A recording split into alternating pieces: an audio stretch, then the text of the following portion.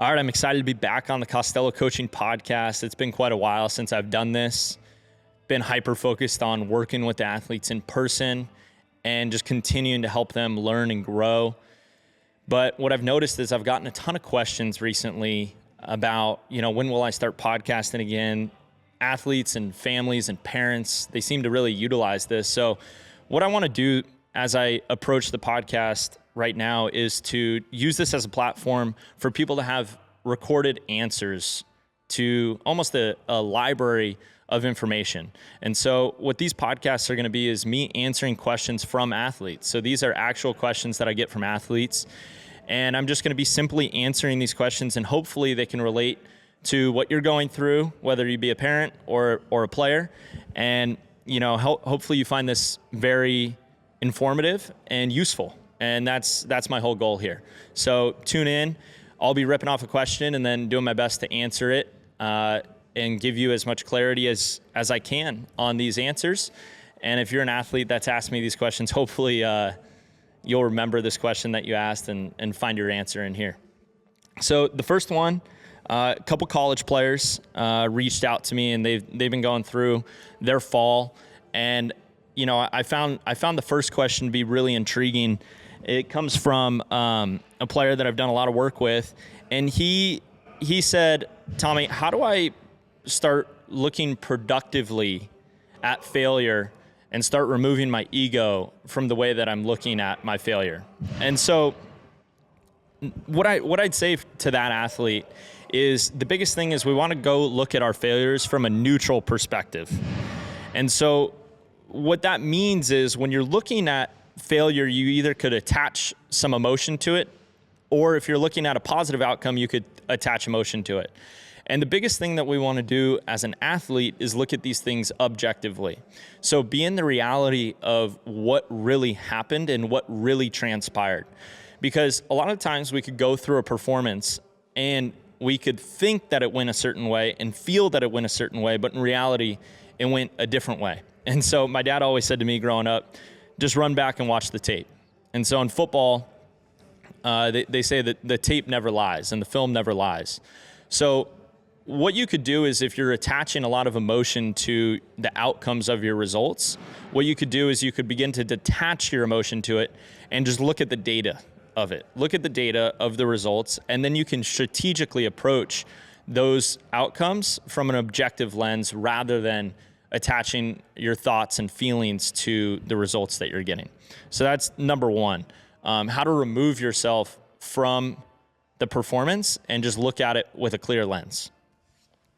The second question that I found really intriguing was, what's one piece of advice you wish you would have received when you were playing? What's one piece of advice I wish I would have received when I was playing is that just because someone had success and had a success story doesn't mean that my story needs to be the same. And what that means is a lot of times we feel like we need to stay on the same path as the person that we're aspiring to be like.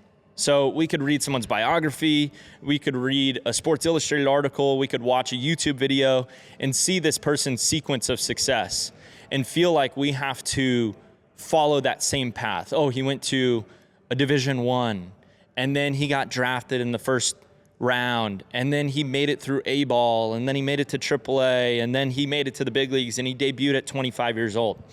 Well, not everyone's path is going to be the same.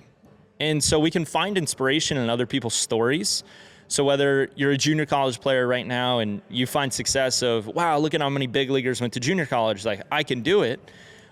That's great, but you're not going to have their path. You're going to have your own path.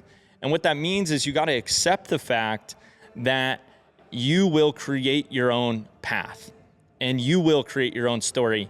And maybe there will be a player that's younger than you or a person that's younger than you that can look up to your story and find inspiration and find growth. But the focus shouldn't be on repeating someone else's journey. It should be on truly creating your own. And that goes for anything you're really doing in life. I think of myself as really, when I was starting this business, not really wanting to follow anyone else's business plan, really just kind of organically being in the lane that I wanted to achieve in and how I wanted to help people and staying focused on that. And then it helped create the business that I have. So those are the big focal points. Is that the biggest piece of advice that I'd give that person is accept the fact that you're going to create your own path and that you're not trying to just follow someone else's. The next question that we highlighted over these past few months, it came from a parent, and they said, what are the biggest changes you've seen in baseball training over the last decade? So the last 10 years, 2014 to 2024.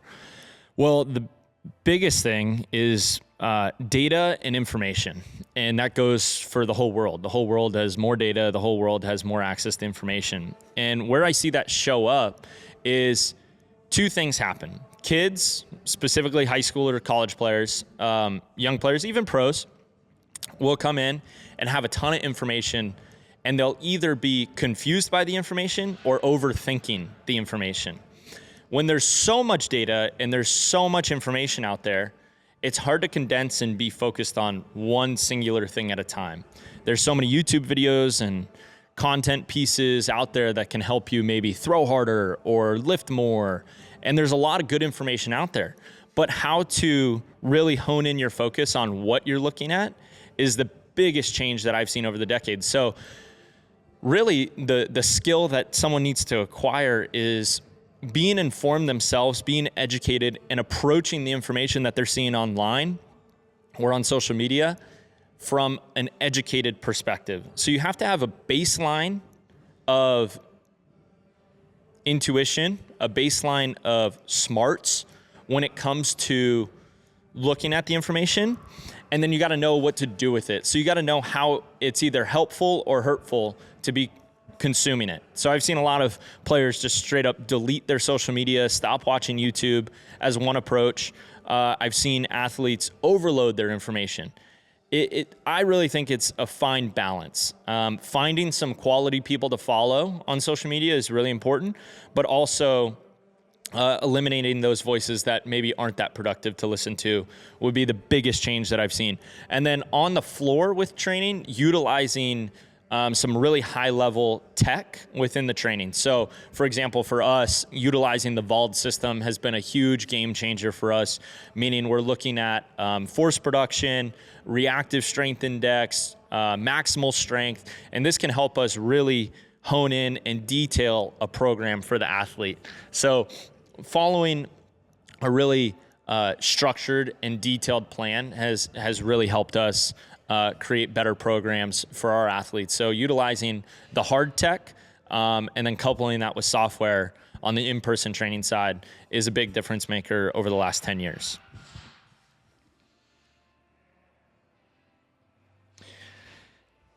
Okay, this is a question from a high school player, and he said, how do you balance pushing an athlete hard without risking burnout or injury? Okay, this comes to make me think about one word, and that's environment. I think you can get burnt out from doing something if the environment isn't one of productivity and positivity. So if your environment that you're showing up in every day is a place that is positive and a place that is productive, it'll help you avoid burnout. And that is really, really important. That's the culture that we try to create within the building that we train the athletes in person is a place where they can truly be themselves. So no parents are allowed in here. It's just the athletes. If they want to come in here, rip their shirt off, flex in the mirror, do what they want to do and be themselves, that's the culture that we've instilled, which helps them feel comfortable in this environment. And it also helps them be consistent because they can consistently be themselves. And when you have to show up and act like someone who you're not, that can get tiring. And that can get emotionally tiring and physically tiring because you're always trying to perform for someone else. So really just putting it back on the athlete that this is not to burn you out or push you too hard. It's just the criteria of what is required in order to achieve at the level that you want to achieve at is going to require consistent work. So if they can show up to a place that is productive and positive, then it allows for the consistency. And then the consistency will breed the results. And when you get the results, then you want to come back to what created those results. And so really that's the goal. So if you feel like you're being burnt out, take a step back and say, is the space that I'm showing up to on a daily basis, whether it be my high school, my college team, my professional organization, am I being productive in that space? And is it a positive space for me? And if it isn't, you're going to have to control your own environment to make sure that you're hyper-focused on being productive and that you're really controlling your language, that you're bringing the positivity to the space to help change the culture. And if you can change the culture, then you can show up to a place that is healthier for you to be in. And I think that's really important. And I think that is truly how you really avoid burnout. And that's how I avoid burnout for myself. I mean, I consistently work from 6 a.m. to 8:30 at night every single day with a couple hours in between. We've talked about that on this podcast before, but I'm so lucky that the people that I show up to work with are extremely positive and we're extremely productive. And I grab energy from those days rather than being depleted. Next one is, what are some common mistakes you see athletes making when it comes to training and recovery? Okay. Really, the biggest mistake that I'll see high schoolers make is they're hyper-focused on the training, not hyper-focused on the recovery. And the best form of recovery, is free. Everyone has access to it, and that's sleep. You could get every fancy modality to help aid your recovery. You could get every foam roller and ice tub and sauna and all those great things, every supplement there is. But there is nothing that can replace sleeping and sleeping on a consistent schedule.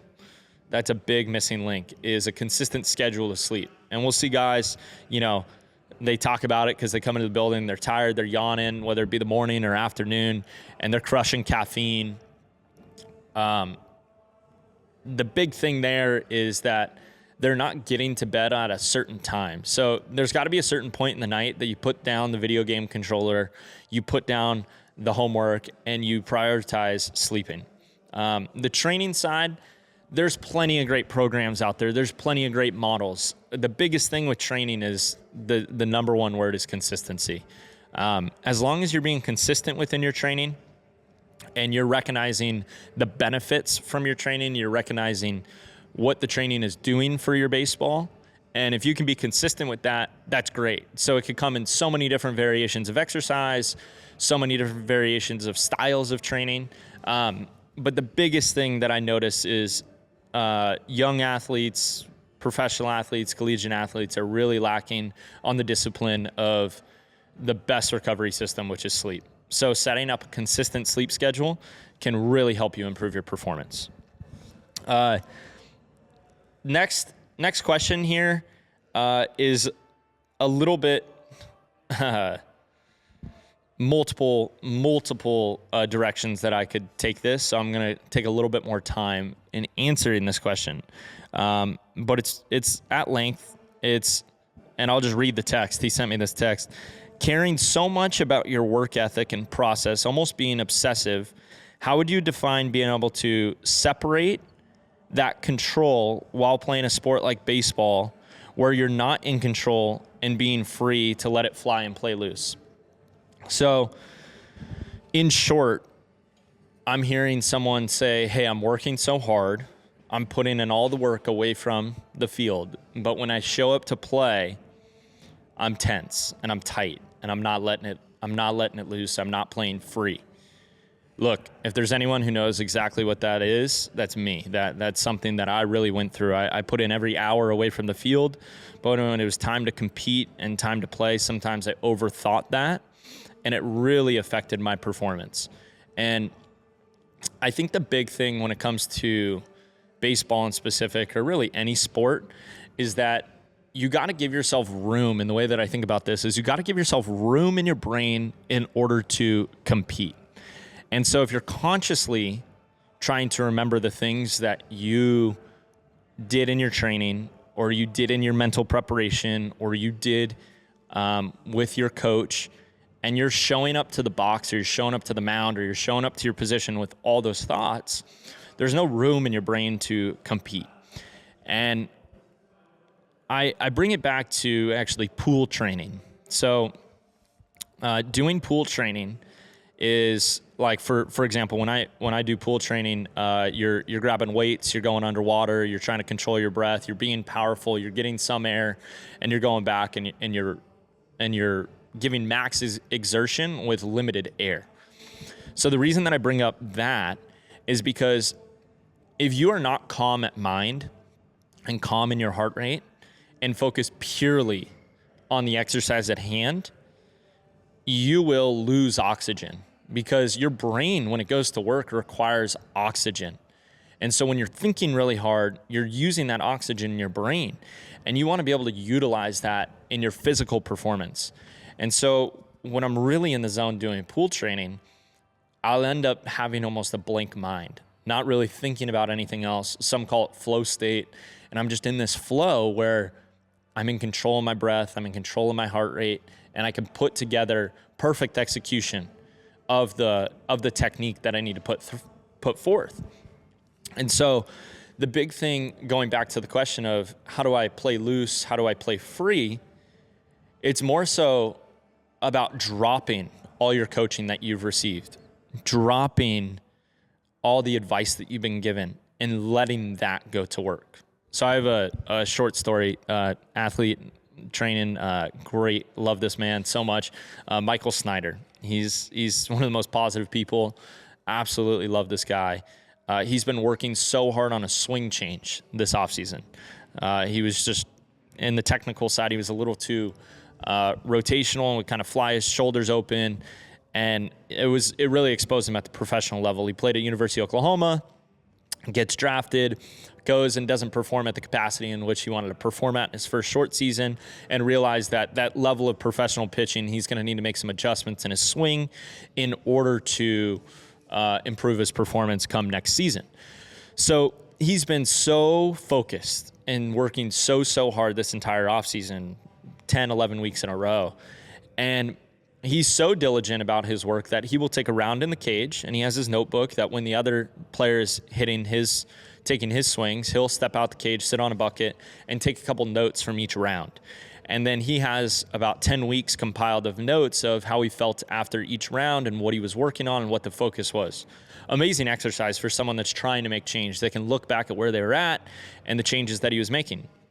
So he was super focused on what he's been doing, obviously.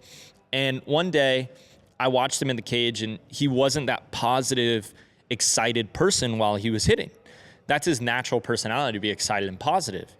He was so focused and determined and clenching so hard on trying to make the perfect swing and the perfect change that I told him, I said, he came out, and rather than taking notes, I looked at him and I said, Mike, you're doing all the training. So in the gym, you're working on the movements. With the PVC pipes, you're working on the movements. With the weighted bats, you're working on the movements. With all your training, you're working on all the things that you're trying to make changes happen. When you go hit, just go hit. You don't have to try to make these adjustments in the cage live while you're competing and playing against a tough pitcher or playing against a tough machine, whatever it is. Allow yourself to just do the movement, play the game, and let all the training help you make those physical changes that you're going to make. Because his body now can get into the right positions. His body can perform it the right way. So that's just allowing yourself to perform rather than forcing yourself to make something happen. Just like in the pool, you can't force the exercise to happen. You almost have to allow your body to perform the movement with a calm mind and a clear heart, and just go for it. So to answer your question, how do you put less pressure on yourself from working so hard and playing loose? Is there has to be an acceptance for the work has been done, and the performance will just happen. And that's got to be the reality. And then when you, back to the original question, when it goes one way or it goes another way, you have to look at it from a neutral lens. So if you go 4 for 4 with 4 home runs, you got to be able to look at it on a neutral lens and say, yep, I was on time. I got really good barrel contact, and my swing was on plane. I felt calm in the box. That was how the performance went. And then if you go 0 for 4 with 4 strikeouts, you got to be neutral about that too and say, yeah, I wasn't on time. The pitcher beat me. I'll be better next time. And you just go from there. Rather than saying, man, I'm the greatest player to ever live, and going 4 for 4 with 4 home runs, and saying, man, I'm the worst player that ever exists. I should quit after 4 strikeouts. So it's really a combination of when you're playing, trusting your work, trusting what you've done, allowing it to happen, and then after the performance, how you're looking at it. And, just to kind of wrap up this short podcast and these questions that I'm answering, you can always reach out and text me some questions that you want to hear on the podcast, and I'll do my best to answer them. I know it was kind of a quick hitter, and I didn't go into too much length about these, and I didn't have a partner on this thing to dive into these questions. But the environment in which I'm doing this in is awesome. I'm just pulling out from a training session. We just did our first day of throwing for the professional off season, and these guys are banging deadlifts out in the other room, getting after it, having fun. And I'm just so, I'm really proud of myself, actually. I know you don't really hear people say that too often, but I'm really, really happy with what we've been able to build, the culture that we've been able to install, and the execution of the players that we train and how they're performing out on the field. We're so proud of them. Another point that I want to make, hopefully you guys can hear him on this podcast, but is a guy named Jagger Risconi. He's been my partner in this thing since June, and he's been a huge piece of growth for me in a way to connect with the athletes and help these athletes learn and grow about themselves. As you learn and grow about yourself and work on yourself, your performance ends up taking care of itself. And if you kind of understand more about who you are inside and what you truly want to achieve, your work on the outside becomes a whole lot easier. So a lot of these questions, some are technical, some are really deep and personal, but it's more about getting in touch with who you are, working down and in on yourself, self-reflection, whether that comes in the form of writing, prayer, meditation. But when you show up yourself to an environment and create that positivity and productivity, you can really see your results transform. And so that's what we're really trying to embody. And we'll be back at it, hopefully on a weekly basis, doing these and answering these questions. So hopefully this helped you. And if you have any questions, let me know.